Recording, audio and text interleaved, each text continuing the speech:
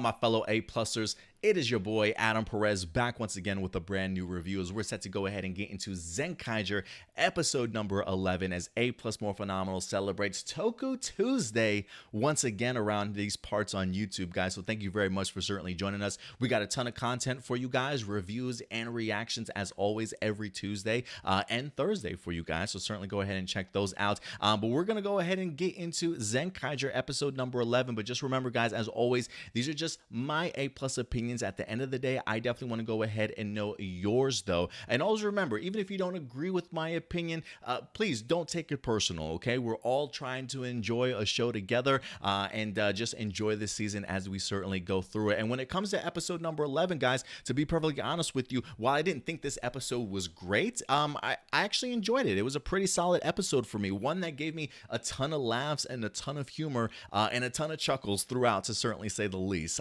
Because there was something very nostalgic about this episode for me, and it all includes the idea of the game of tag. I think we've all played tag once in our lives, at least. It's probably as kids, who knows, most recently maybe as adults. I have no idea what you guys like to do on your weekends, but at the end of the day, I loved playing tag. And the one thing about tag, though, that if I recall from the rules, and if I'm wrong, please correct me, wasn't there like a designated area or spot that was like the base, that like if you were being chased and someone was about to tag you, you would have an area if you couldn't hide that you would touch, and then you were like safe. Nobody can go ahead and actually tag you and make you it, if I'm not mistaken.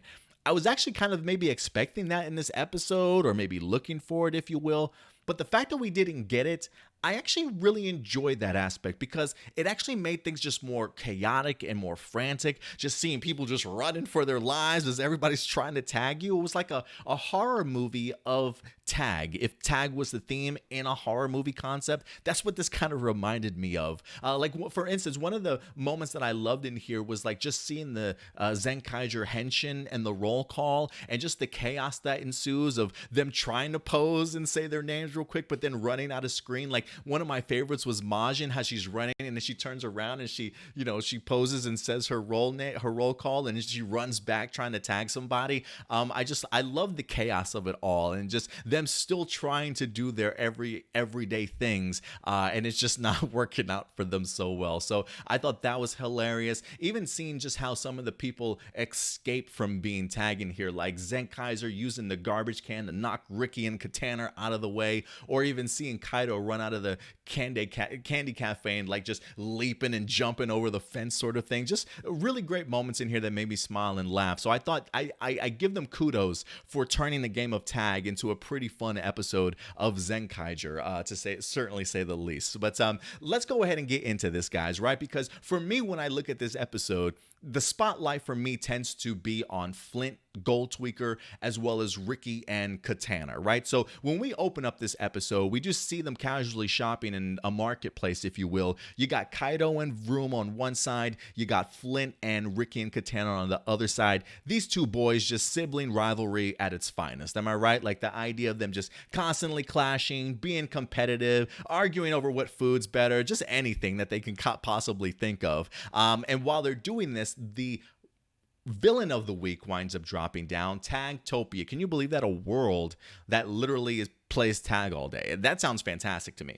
But TagTopia winds up coming down, and when he tags you, it's more of a demonic tag. Your body becomes possessed. You start having to run around and start tagging people, so then they become it. And then you've got a whole horde of its just chasing down after everybody. It's like a terrible zombie movie of tag, if you will. And really the idea of the Toji Tendo here is to go ahead and just dominate this world with just a bunch of demonic its. And so because of the fact that we've got this sibling rivalry going on between Ricky and Katana, we get to see, and I kid you not, first example as to why these two find themselves in the cursed position that they're in already, because these two just rush into things.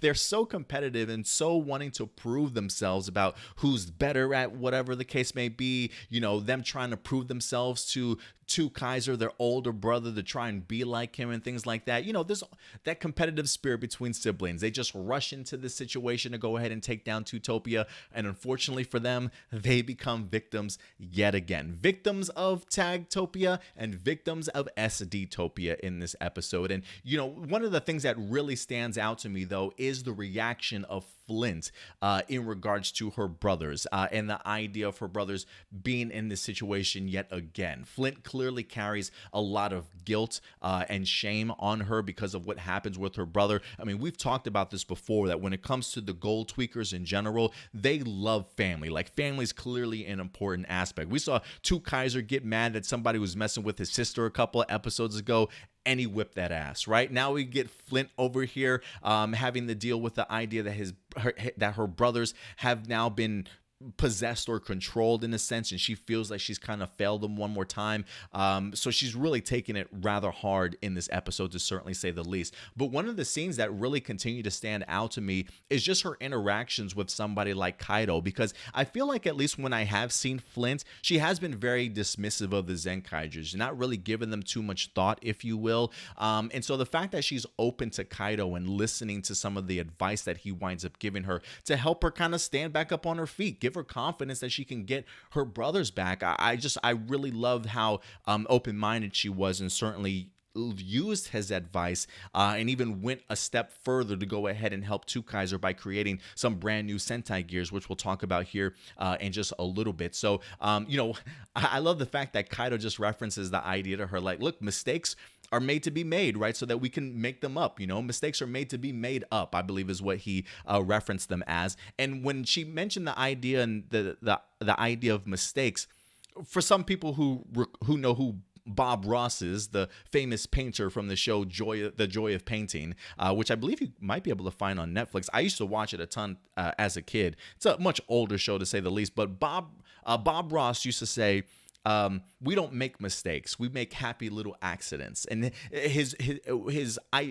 ideology behind that was the idea that, we can be really harsh on ourselves sometimes, but if you just look at it as a happy little accident, you can easily correct it, right? And change it, and then just kind of move forward, sort of thing. So it's kind of the same mentality that Kaido has, that we make mistakes because they're meant to be made up, that we're meant to be able to make up for them in a sense. So we shouldn't be too hard on ourselves. So I love that he passes those words along with Flint, and we continue to see and learn a little bit more about Flint in here as she continues to grow as a character throughout this season. But going back to Ricky and Katana in here, once they actually do break free of their TagTopia issues, they actually do have a pretty impressive outing at the end of this episode. We get introduced to their cross sky O along with their crawling O. It looks as though the airship itself that Kaiser uses can actually split into two different type of vehicles. One comes across very much like a motorcycle. The other one kind of reminds me of like a speed bike from like Star Wars or something like that, or like a hovercraft or whatever the case may be. But I love the design. I love just the plan of theirs to go ahead and be tagged and then just spend time acting the fool until you're coming down to your last few seconds just to tag the TagTopia guy one more time and have him explode. So pretty brilliant plan, and just really impressive outing from Ricky and Katana. But I got to tell you, if there is like one side to these characters that just kind of strikes a nerve, it is just that overly child aspect of just them being kids, like just that annoying factor of constantly talking and not shutting up and the constant arguing. Like, I'm looking around and I'm like, who's the disciplinarian here in this show? Like, who whips that ass to put them in shape, to tell them, to calm them down a little bit? Like, I'm pretty sure Kaiser doesn't lay a hand on them. I'm pretty sure Flint certainly doesn't either. So you just got these two kids that are just continuing to feed off of each other, constant bickering, constant arguing, constant talking all the time. I'm just thinking, like, shut up, just shut up, but no, this is probably one of the reasons why I don't have a kid. But no, we're not going to get into the abuse of children, I promise you. But it is one of those things that sometimes, just hits that nerve when they just won't stop talking and being annoying sometimes. But kids are going to be kids, right? I feel like that's the theme. And especially if they're going to be twin siblings of all things, they're definitely going to push the envelope. So Adam, I better get used to it. I just better get used to it, honestly, at the end of the day. But yeah, so Ricky and Katana definitely had an impressive outing in here. And again, getting to showcase what exactly happened to them as far as like why they became cursed in the first place. It doesn't surprise me because of the fact that they rush into anything. Going back to Flint, though, real quick, because I do want to talk about the Sentai gears that she winds up creating for TagTopia in here. We've already seen the idea, or at least heard the idea from Flint. And she's kind of a genius. She's kind of a big deal. You know, to be able to break into the Toji Tendo, steal their equipment and their gear, and be able to go ahead and create a gear delinger yourself, a couple of gears yourself as well, is pretty impressive. You know, she's the one that says that she's created them. So the fact that she goes up to the airship and she creates more gear, Sentai gears, is impressive in its own sense and continues to show just how intelligent and smart Flint truly is. She actually goes on to create, looks like we have a Pat Ranger gear, we got a Real Soldier gear, a Mega Ranger gear, Zoo Ozier, and Kaku Ranger are a couple of gears that she winds up creating for herself. The only issue that I have with this, and bear with me when I explain this, I just want to see her do it. Do you know what I mean? Like, we see Ijirude in his lab out here creating the Battle Caesar Robo that he's going to be creating. You know, we see him working on stuff, bringing up schematics, looking at stuff, how to put it together, you know, actually building things. I know that man's a genius. I can actually see him doing this. It fits his personality really well. I haven't really seen anything from Flint outside of her telling us that she's created this. Personality-wise, it doesn't match up for me yet. Like, I really want to see, like, if she is that smart. I mean, granted, she clearly is because of the fact that she's creating these things. I would like the writers and the directors to actually show us that happening. You know, sometimes it feels maybe it's just like super convenient that, oh, hey, now she just has additional gears, so we can move forward with the storyline. Sometimes I visually want to see that. I want to see her building these pieces together to even solidify that genius for me as a viewer, if you will. Because honestly, some of her own actions throughout this series sometimes doesn't even make me think that, like, how intelligent is she? And the fact that this is the second time that you've let these two kids run off and rush into a situation and get cursed or have something happen to them. Like, you can't even keep track of these two kids, yet I'm supposed to believe that you're going to go here and create a gear delinger and a bunch of Sentai gears and things like that. So for me, at least, and again, this is just for me, I really would like to visually be able to see that, so I can continue to make that further connection of Flint and just her intelligent level to be able to build something like this. Because there are sometimes when I see Flint just as a character outside, you know, alongside with TagTopia, she doesn't come across that way. And I'm not saying she's got to come across as this super intelligent, wear a lab coat and glasses all the time type of thing. But, you know, I want to see a little bit more thoughtfulness out of her. You know, if she's a genius intellect in some sense or another,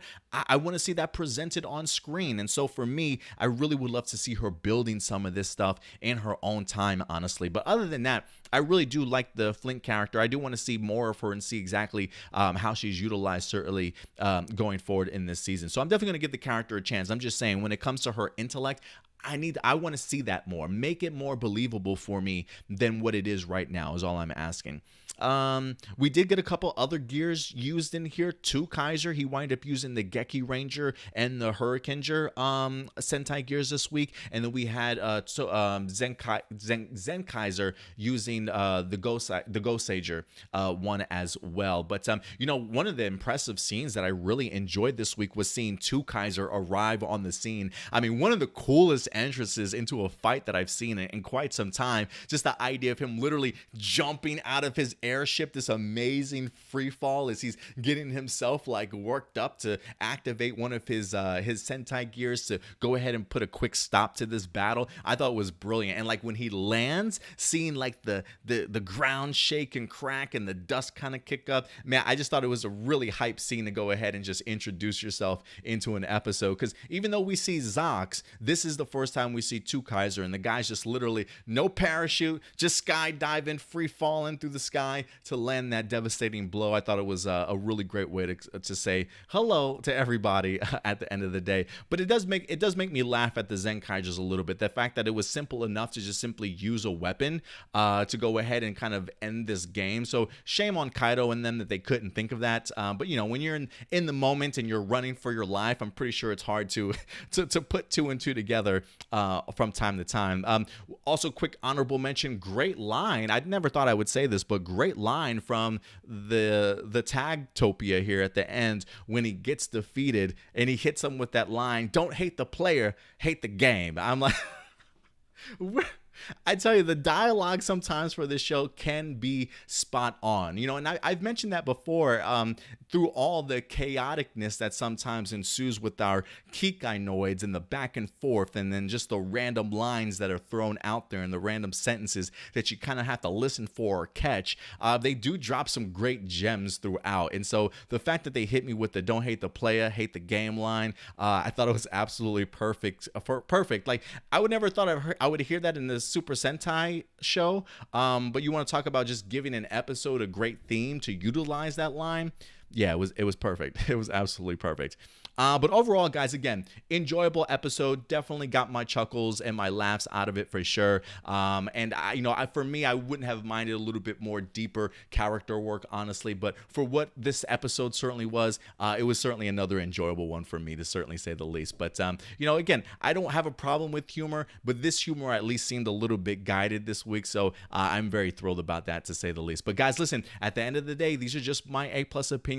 I also want to go ahead and know yours. So if there are any character moments that I missed that you guys want to further go ahead and talk about, other plot line details that really jumped out at you that you want to add on to, or that I might have missed also, definitely go ahead and let me know your thoughts in the live chat or the comment section box below, ladies and gentlemen. But other than that, that's going to do it for us here. I hope you have enjoyed the rest of your weekend. We certainly will be back with other videos throughout the week as well. And then, of course, every Saturday live at noon Central Time for another episode of A+ Morphinominal. So guys, do me a big favor. If you love our content, hit that big thumbs up. It certainly goes a long way when you hit that like button. Feel free to certainly leave some comments as well. If you want to follow us on social media, you can do so right here at A+ Opinions. Very active over on Twitter, along with our Facebook page, which is our main page. And definitely check us out on Instagram and Twitch for you gamers. But until next time, guys, do me a big favor. Take care of yourselves. Take care of each other. And keep it A+. I'll talk to you guys later. Full throttle, nonstop. I'll talk to you guys.